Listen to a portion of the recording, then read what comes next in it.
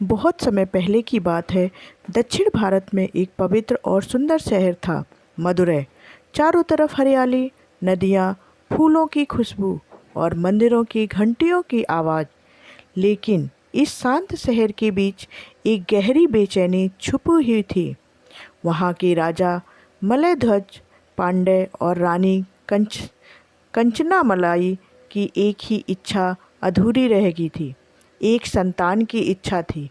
उन्होंने सारे मंदिरों में पूजा कर ली, सारे संतों से आशीर्वाद ले लिया, लेकिन साल दर साल बीतते गए और कोई संतान नहीं हुई।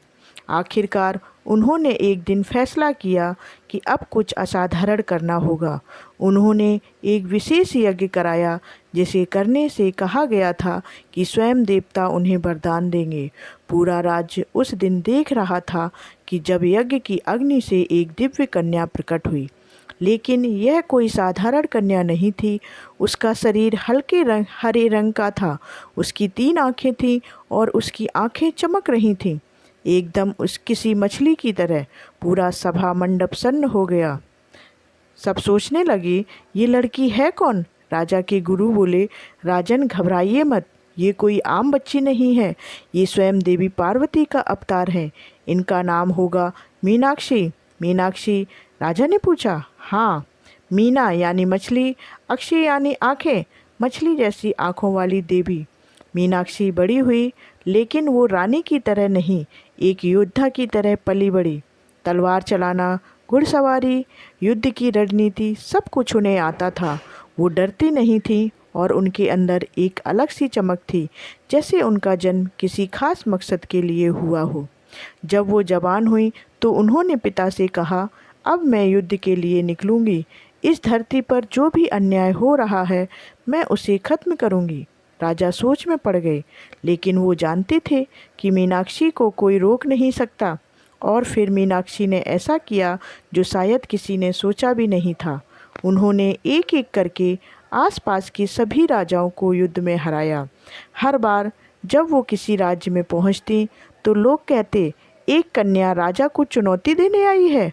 लेकिन जब युद्ध होता तो उनकी तलवार बिजली की तरह चलती और दुश्मन धरती पर गिर पड़ते।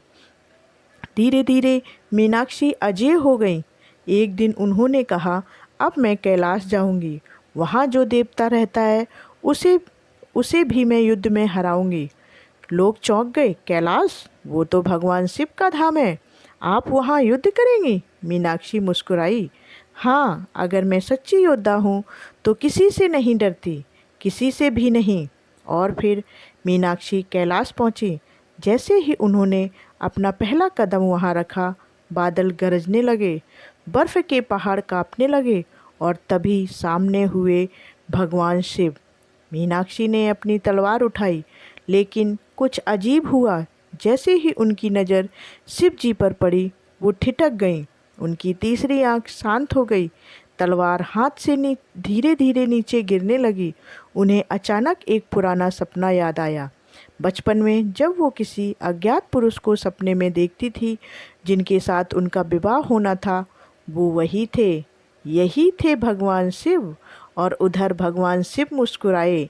उन्होंने कहा, तुम्हें याद आ गया मीनाक्षी? मीनाक्षी ने झुककर सिर झुका दिया।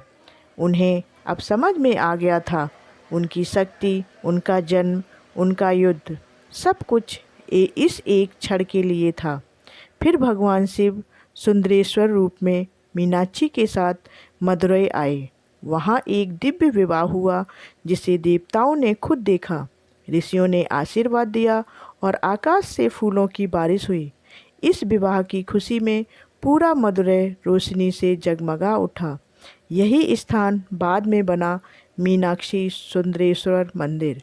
आज भी उस विवाह को याद करके हर साल वहाँ एक भव्य उत्सव मनाया जाता है, जिसे लाखों लोग देखने आते हैं और कहते हैं, जो भी सच्चे मन से यहाँ आता है, उसकी हर इच्छा देवी पूरी करती है।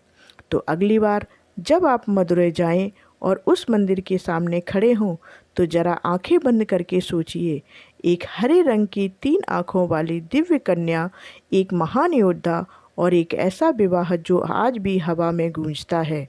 ये कोई कहानी नहीं है, ये साक्षात चमत्कार है।